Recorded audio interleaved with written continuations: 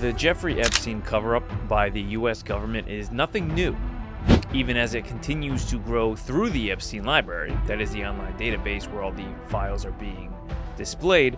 But it actually started in 2005 when the FBI decided to get themselves involved in the original known first case against Epstein. To understand why we're at the boiling point where we are right now with the Epstein files, you need to know the historical context first.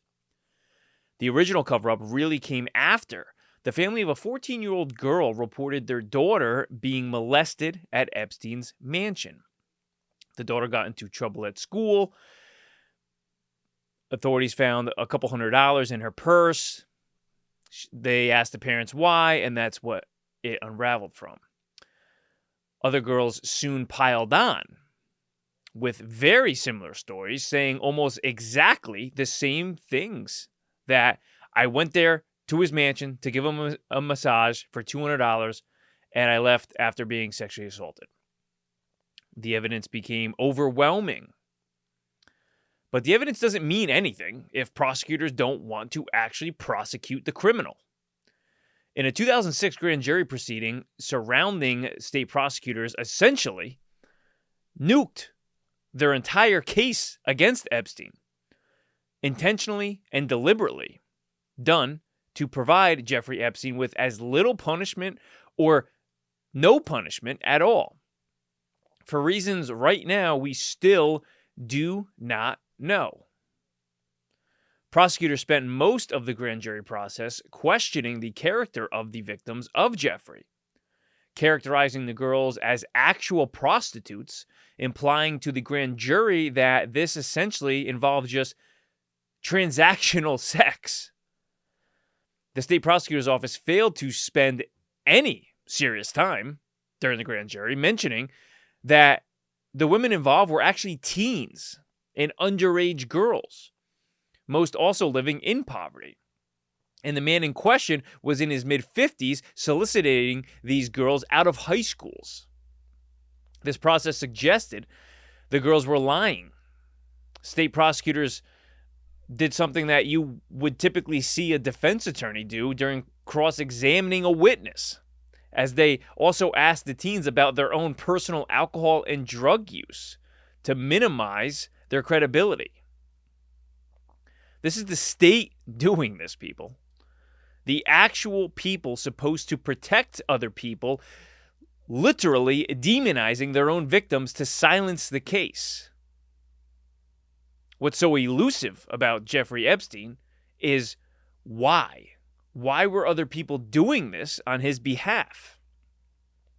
Imagine you're one of these girls, barely wanting to do this, but your family and the police inject some bravery and courage into your veins. You testify in front of a grand jury, and the government wrecks you.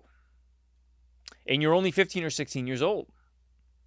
By the way, girls can't even legally consent unless they're older than 18. Something that also seems to have been clearly left out intentionally here. And also seems very important. Eventually, Epstein reached an agreement with the U.S. Attorney's Office, agreeing to an insane non-prosecutorial agreement, only pleading guilty to soliciting of a prostitute. The cover-up continued with only having to serve 13 months of his 18-month sentence, all on work release, which is where you can leave the prison during the day and do whatever it is that you want, which also means continuing the crimes he was even sentenced for in the first place, which all was largely kept a big secret from his victims. Even worse, after the deal was signed with the state attorney's office, U.S. Attorney Acosta would tell victims that the investigation was actually still ongoing, something that was later determined to be unlawful by him, which shows the level that prosecutors actually chose to break the law now, not just minimize the law and not just give special treatment to people, But they chose to break the law at this point to protect Jeffrey Epstein by misleading the victims that he was supposed to be standing up for in the first place. U.S. Attorney Acosta. Public interest then increased from here on out. Virginia Giuffre then comes forward in 2011 to detail her times with Epstein since she was 17. And she detailed including her sexual relations with Prince Andrew. But it's really not until 2018 when U.S. Attorney Alex Acosta, who is then Trump's Secretary of Labor at this point, is beginning to receive media pressure over the case, as he was the state prosecutor in charge who dealt Epstein that unbelievable hand to only be charged with soliciting prostitution and absolutely nothing else. No statutory rape, nothing else except just soliciting a prostitute. This time frame is also when most of the crimes involving celebrities, world leaders, and people of power are deemed to have used Epstein's network of girls for their own personal sexual milking at the expense of vulnerable girls. So let's progress to today now. The level of corrupt acts has actually now surpassed the corruption while Epstein was still alive, which is an unheard of point that I don't think any of us would have thought we'd get to.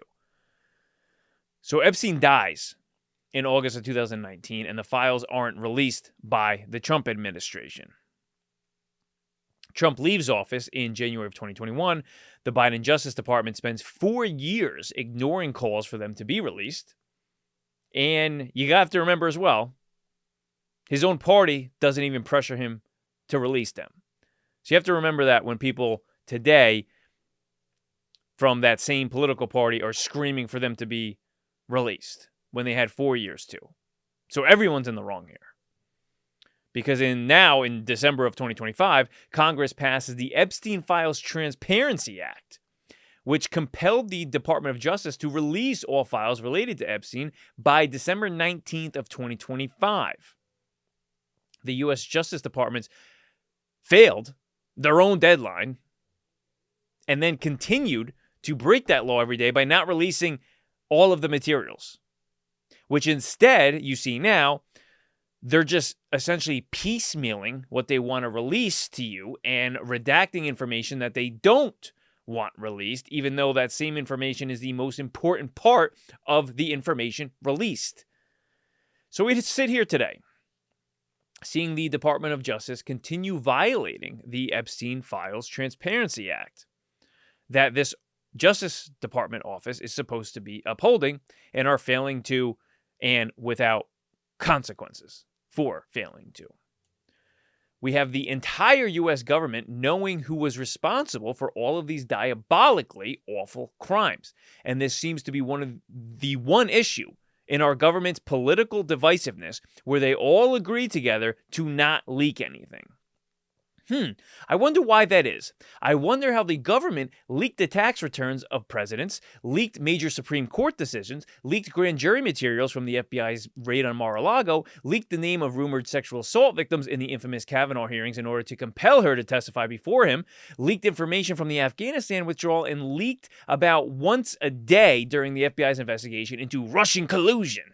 But somehow, information that the majority of the federal government knows, and even admits it knows, especially our lawmakers, isn't leaking out. Somehow, at this very precise and very sensitive turning point that questions the entire legitimacy of our government, that same government was able to silently fix the largest communication problem they had with sensitive information at a time, when that exact form of communicating sensitive information is at an all-time high and is for once an issue that is universally desired by the common voting bloc for each of their respective political parties. To summarize that, cowardice is in such high supply because it is always in such a short demand. It's an unbelievable revelation that the U.S. government seems to fear the people involved in career sex trafficking more than they fear their own voting bloc of citizens who put them in office in the first place. A realization that solidifies how much of a foreign hold other countries seem to have over us, while illustrating how morally bankrupt our government has become and likely will continue to fall into even further. I mean, why even continue to vote at this point when elected people use their opportunity to serve only themselves, have like this complete false outrage on TV like they're Stephen A. Smith, and then pass laws to dictate modern day living that they don't even follow themselves and never plan to in the first place?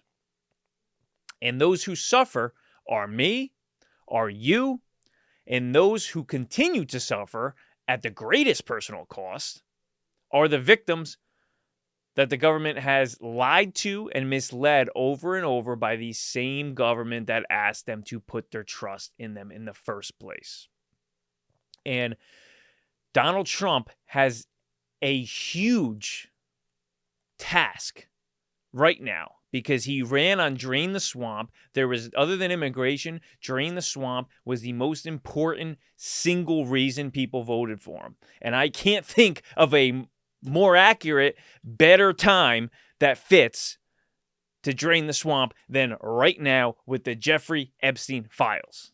Because if he fails this, his completely unison MAGA movement that he started in 2015 is just going to completely disassemble by the midterms, and really deservingly so. When you run on Drain the Swamp, this is the largest swamp that has existed probably in American government and in American politics that we know of and that we can actually put literal names to and have proof of, overwhelming proof. The only barrier between solving that and not solving that is, are we going to be cowards or not? That's it. Are we going to be cowards and fear into corruption here? Because that's the only thing standing in the way right now. It literally could be solved overnight. Literally overnight. Going to be a wild year, I think. A real wild year, because people are not letting this go, and I'm so happy that they're not letting this go, because there's so many people out there that deserve answers and that they deserve justice. Otherwise, this entire thing is a joke. All of government is a joke. For the people, by the people. I mean, stop. It's laughable at this point. It really is. So, I appreciate you guys watching the Bullock. Most weekdays as early as 5 a.m. You can catch it on any podcast that you listen to. And also, video version is on Spotify and on YouTube. In my work into exposing the corruption that exists deep into the restaurant industry, the latest episode making some good grounds with 15,000 views already. Please take a look at my page, Corruptstraunts. You can catch it here on YouTube or on podcast, guys. Click my link in my Instagram bio. Check out the full video in my profile on Instagram. It'll take you to YouTube. Take a look. Check it out. It's showcasing a lot of what is happening to literally everyday people just trying to make a living for themselves, trying to just be left alone, work hard, work their faces off, make like minimum wage, and they're still being stolen from. So please, guys, go check it out, and I will see you then. This is unbelievable. How we don't know more about this stuff is insane. No one is talking about this.